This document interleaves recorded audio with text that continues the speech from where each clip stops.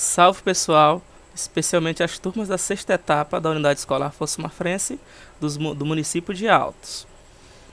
Hoje iremos dar continuidade à correção da sexta atividade avaliativa, que refere-se à temática de hidrografia. Então estamos saindo da parte que trata das águas continentais, que são as águas ditas como águas doces, que foi debatido nas aulas passadas, tratando dos rios, tratando dos lagos, das lagoas, e hoje iremos tratar sobre as águas salgadas, que representa, como vocês viram no gráfico anterior, mais de 97% da água líquida do nosso planeta, representando os oceanos e os mares. Então a 13ª questão, qual é a pergunta? Qual a diferença de oceanos e mares? Responda quanto aos critérios. Então, o conceito de oceano, ele representa principalmente a dimensão e o tamanho em relação ao mar. Outro critério de classificação é que o oceano ele é distante da plataforma continental, do litoral, ou seja, do continente, e o mar ele é bem mais próximo da plataforma continental, ou do litoral, ou do continente. Então, as principais diferenças entre os mares e os oceanos referem-se à extensão, à profundidade de cada um. Ambos são extensas massas de água salgada, contudo os oceanos são mais extensos, como eu falei anteriormente, que os mares e bem mais profundos. Então, se vocês olharem bem durante os mapas e os atlas, vão perceber que aquela parte de água salgada, claro que pertence ao oceano. Na verdade, os oceanos, como já foi trabalhado em conteúdos passados, eles representam nada mais do que uma massa líquida única, só que essa divisão em Oceano Pacífico, Oceano Atlântico, o Ártico, o Índico, se remete justamente à localização no planeta, no globo terrestre, e à fronteira entre os continentes, mas do ponto de vista, ele é único, e o maior oceano, como você já sabe, é o Oceano Pacífico. Lembrando lá do tempo geológico, que esses mesmos oceanos, ele era um único, que era o oceano chamado de Pantalassa. Só um critério de revisão. Então aquela massa de água salgada que banha o continente, que banha o litoral e a plataforma continental, e mais raso, é considerado de mar.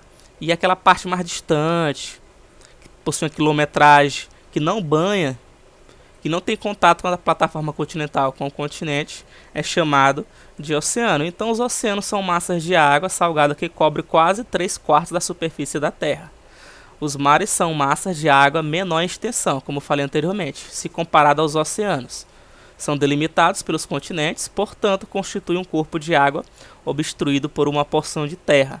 Os mares são na verdade uma parte do oceano, ocupando uma área reduzida, não tão profunda e cercada por terra.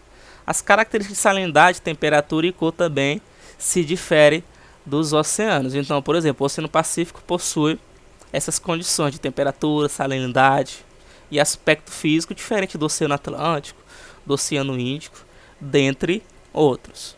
Então, pessoal, esse oceano, ele representa justamente isso, entendeu? Novamente, são massas de água salgada que cobre quase 3/4 da superfície da Terra. As terras emersas delimitam os oceanos. Então, os principais oceanos quais são? Nas altas latitudes, no Polo Norte, existe o Oceano Glacial Ártico, que fica no hemisfério norte, no Polo Norte. Ele margeia a Groenlândia, margeia o norte da Europa, o norte da Ásia. E existe o Oceano Atlântico, que ele surgiu entre a era Paleozoica, a era Mesozoica até a era Cenozoica, por causa do afastamento, lembre-se, das placas africana e a placa sul-americana. Então ele foi um oceano que se formou pela separação dessas placas tectônicas. Na verdade, que é o continente africano e o continente sul-americano. E o maior oceano do planeta, do globo terrestre, é o Oceano Pacífico. Se vocês visualizarem o globo terrestre e fazer aquele giro, vamos relembrar, né, o movimento de rotação da Terra, de oeste para leste, vocês vão perceber que o Oceano Pacífico ele abrange uma extensão muito considerável do globo terrestre. Então ele pega a parte ocidental do globo terrestre e vai até a parte oriental, ou seja, de oeste para leste do globo terrestre.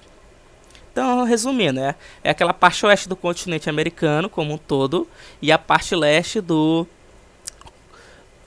continente da Oceania e do continente asiático. E ao sul existe o Oceano Glacial Antártico, na proximidade das altas latitudes do polo no hemisfério sul, do polo sul, próximo da Antártida. E o Oceano Índico, que margeia a parte leste do continente africano e a parte sul do Oriente Médio e a parte sul do continente asiático e a parte ocidental ou oeste da Oceania. Então são Oceano Pacífico 1, Oceano Atlântico 2, Oceano Glacial Ártico 3, Oceano Índico 4, Oceano Pacífico 5, 3 e o Oceano Glacial Antártico 6. Então são 6 oceanos. Resumindo, o Oceano Pacífico, característica principal, corresponde ao maior oceano do planeta. O Oceano Atlântico corresponde ao segundo maior oceano do planeta. Ele é dividido tanto em América, Eurásia e da África, como falei anteriormente. E o Oceano Índico, que é o terceiro maior oceano do planeta. E o Oceano Glacial Ártico corresponde às massas de água ao redor do Círculo Polar Ártico. E é importante ressaltar que alguns estudiosos, nas suas obras geográficas, não consideram o Oceano Glacial Ártico como oceano. Eles consideram como mar, porque ele não é muito extenso e ele também não é muito profundo, porque foge daquele conceito de oceano e mar, como foi tratado na questão anterior. O Oceano Glacial Ártico, próximo, corresponde à massa de água ao redor do Círculo Polar. E a classificação desse oceano também é questionada, de novo, pela comunidade científica, que também não reconhece a sua existência. Eles consideram que o Oceano Glacial Ártico é apenas uma extensão do Oceano Atlântico, do Oceano Pacífico e do Oceano Índico, ou seja, a extensão meridional ou a extensão sul desses oceanos. Existe essa ressalva também. Deu para entender? Podemos citar também exemplos de mares, de mares. A gente vai trabalhar na próxima questão, na 14, os tipos de mares, no caso. Mas eu posso citar um exemplo para vocês: o mar Mediterrâneo, o mar Vermelho, o mar Cáspio, o mar chinês, do leste chinês, que eles chamam de mar da China Oriental, o do Caribe. São os principais mares que existem no nosso planeta. Então vamos para a próxima questão. Então, quanto aos tipos de mares, caracterize. Letra A, mares abertos ou costeiros. Antes de mostrar, vamos trabalhar o conceito. Depois eu vou mostrar para vocês aqui o mapa e do tipo de classificação de cada um, porque é chamado de mar aberto, ou costeiro, mar interior ou mediterrâneo e mar fechado. Primeiro, o que é um mar aberto ou costeiro? O mar aberto ou costeiro, explicando da melhor forma, é aquele que tem ligação direta com qualquer oceano. Ele tem acesso, ele faz parte, ele limita as águas oceânicas, quer dizer, a água sagrada com os oceanos, limitada apenas por uma porção de terra, exemplo, o Mar do Norte, Letra B, mares interiores ou mediterrâneos, possui ligação restrita com os oceanos, ligando-se a ele por meio de estreitos, por exemplo, o Mar Vermelho. E C, o mar fechado, não possui ligação com o oceano, portanto é restrito e delimitado por porção de terra, exemplo, o mar Cáspio. O mar fechado, ele foi resultante de algum evento tectônico, evento geológico, que selou a água salgada que pertencia, que no passado ele poderia ser ou um mar interior mediterrâneo, ele poderia ser um mar aberto ou costeiro. Aí ele foi selado pelo tectonismo e ficou isolado dentro do continente. É por isso que ele é chamado de mar fechado. Vou dar um zoom aqui para facilitar a compreensão de todos. E vou movimentando no hoje. Vamos lá, exemplo aqui, o mar Mediterrâneo. Percebam que ele tem acesso ele adentra os continentes e também tem contato com o oceano. Estão percebendo? Ó? O Mar Negro, ó, percebe que o Mar Negro ele é selado. Ó. O Mar de Omar, ó, ele é um mar aberto, porque ele tem contato com o Oceano Índico. O Mar de Bering também é um mar aberto. Então, ó, dá para perceber quanto essa caracterização. Vou diminuir mais, ó, e mostrar para vocês da melhor forma. Observe, ó. Mar Mediterrâneo, Mar Negro. Então, de novo, se ele está selado, ele é mar fechado. Se ele tem contato com o continente, adentra os continentes, tá vendo? Ó? Ele é chamado de Mar Mediterrâneo ou Mar Interior. E se ele tem contato com o oceano, ele é chamado de Mar Aberto ou Costeiro. É simples entender porque é costeiro. Porque, ó, observe aqui, mar, ele margeia os continentes. Vamos lembrar novamente o conceito de mar. Então, mar, ó, é o que tem contato com o continente. Ó. Isso aqui é mar, tudo onde eu estou passando aqui a setinha. Se deslocou nessa direção já é oceano. Por quê? Porque se afastou da plataforma continental. É interessante abordar aqui. Existe, ó, plataforma continental. Vou citar exemplo aqui do nosso litoral brasileiro. Existe plataforma continental ainda em alguma quilometragem, entre 10 a 20 a 50 km, ó, quilômetro ainda. Só que a água ela está cobrindo o continente. Então o continente está submerso, parte do continente está submerso, tanto que é chamado de plataforma continental. Entendeu? Antes de adentrar a questão de número 15, muitos teóricos eles ainda elaboram a pesquisa e elaboram teorias para desvendar o mistério da salinidade da água, de onde é que vem o sal, por exemplo. Então, ó, antes de começar essa teoria do sal, ele existe dois tipos. Existe o sal marinho e o sal daquele que nós utilizamos na mesa, né, na cozinha, nos alimentos e etc. Então, o primeiro, o sal marinho, ele é obtido através da evaporação da água do mar. E principalmente é utilizado, como eu falei anteriormente, na cozinha ou em produtos de cosméticos e etc. Já o segundo, o sal de mesa, é o produzido através da refinação do sal marinho ou através do sal rochoso. Se eu não me engano, vocês pesquisem depois, acho que é chamado de alite, que é extraído das minas de sal. E um dos maiores segredos que os teóricos estão pesquisando, os geólogos, os oceanógrafos, é de que os oceanos do nosso planeta continuam a guardar um mistério que ainda não foi descoberto. Até mesmo desse cientista, como eu falei para vocês, a origem do sal, de onde é que vem a salinidade. A primeira hipótese que eu posso colocar para vocês é de que esse sal, cloreto de sódio, relembrando, ele pode vir do interior da Terra, por meio do magma, tendo contato com o oceano e se misturando com a água. Não é uma teoria meio absurda, mas eles colocam isso. E também a segunda teoria, que durante o período geológico da era paleozoica, a era mesozoica e a era cenozoica, todo o processo de erosão dos rios que corriam, que é do continente, das áreas mais altas, de relevo mais alto, que são os planaltos ou montanhas, vamos relembrar esse conteúdo, até chegar no oceano, a desaguar no oceano, em forma de estuário, em forma de delta. Esses minérios que existem no continente, dessas rochas que foram decompostas e arrastadas pela água, até chegar no oceano, esse sal ele se direcionou para as partes mais baixas do planeta. E essas partes mais baixas do planeta, todos sabemos que são os oceanos. Então o sal ele correu do continente para o oceano. Então sabe-se, né, que essa água do mar, essa água oceânica, contém a quase totalidade desses elementos químicos da natureza que conhecemos nos dias atuais. Então, mas esse elemento que existe em maior proporção é o cloreto de sódio, como eu citei para vocês várias vezes aí. Pois sozinho representa, se não me engano, entre 20% e 30%, né? 30% dos sais que são dissolvidos do oceano. Então, apesar de todas essas investigações que já foram feitas, né? Eles tentam descobrir e ver qual é a teoria que mais predomina. Tranquilo?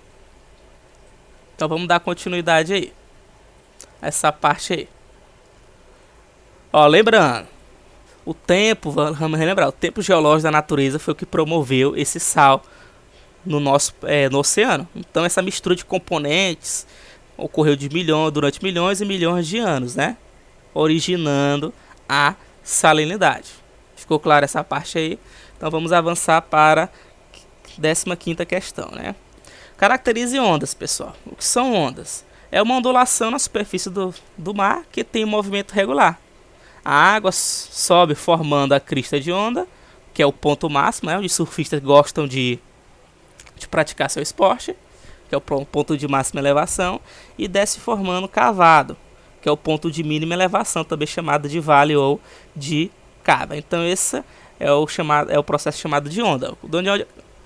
Por que ela ocorre? Por causa o oceano, diferente do continente, ele possui, vamos te dar isso mais à frente no conteúdo de climatologia.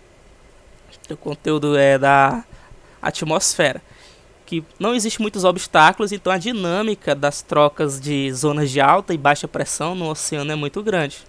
Então essa relação de ar frio e ar quente ocorre muito e não possui muito obstáculo. Então as massas de ar e os ventos eles vão sempre correndo das zonas de alta e baixa pressão e vai ocasionando o movimento aí das ondas.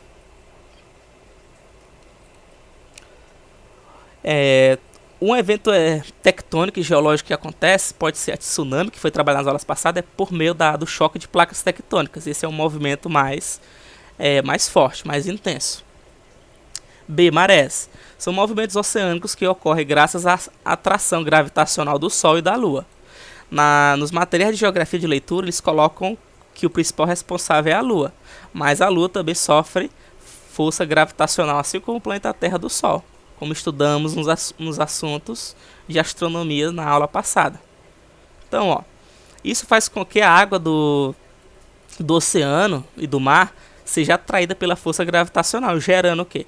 Gerando a maré alta ou a maré baixa. Como coloquei aqui na questão para vocês, quando a água do mar está mais próxima da Lua, aquela é atraída por esta com uma força de maior intensidade do que nos demais pontos. Enquanto isso, na parte oposta da Terra, a água tende a afastar-se. Então esse movimento de maré alta e maré baixa é promovido pela força gravitacional da Lua e também do Sol. Por que eu coloquei o Sol aqui? Porque o Sol é o principal astro responsável pela força gravitacional. Novamente, o sistema solar ele é regido pela força gravitacional do Sol e ao redor do mesmo, executando-se os movimentos de translação e rotação dos planetas ao redor do mesmo, atraído pela força gravitacional do Sol. E eu falo brincando, se o Sol desaparecer, o que vai acontecer? Tudo irá desaparecer de forma instantânea, rapidamente. E a questão C, né? Correntes marinhas. Constitui-se como um importante fator climático da Terra e também do equilíbrio dos ecossistemas. As correntes marítimas, de forma simplificada, são os fluxos de água com características comuns que se deslocam ao longo dos oceanos. Então, as correntes marítimas, elas são o quê? Elas são atraídas justamente pelos teores de salinidade. Existem oceanos que possuem a água mais salgada do que os outros.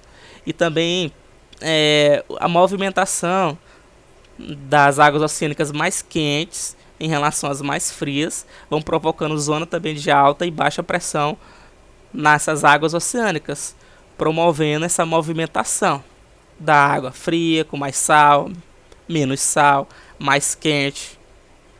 Então é importante observar essa parte aí das correntes marítimas. As correntes marítimas é importante por quê? Porque ela atrai a fauna e a flora oceânica, principalmente a fauna, né, que são os zooplânctons e os fitoplânctons, que representa a flora, os fictos, e os zooplânctons, que servem de alimento para os peixes, que promove o que? As suas migrações, sendo influenciado pelas correntes marítimas. O movimento migratório também das baleias, dos golfinhos e etc. Então ficou clara essa parte aí das correntes oceânicas. Iremos estudar mais aprofundadamente as correntes oceânicas no assunto de climatologia, né, de atmosfera. A 16 já corrigimos na aula passada. tá aqui meio solta aqui na atividade. E na próxima aula eu irei elaborar um vídeo à parte para vocês comentando sobre os impactos ambientais relacionados à água. Ou seja, uma temática em um vídeo do meio ambiente. E iremos trabalhar aquele velho conceito do desenvolvimento sustentável. Quais são os mecanismos de controle ambiental para que a água ela não se torne escassa e não se torne poluída. E quais são as formas de poluição que existem na atualidade. Então, até a próxima aula, pessoal. Espero que tenham gostado. Fui.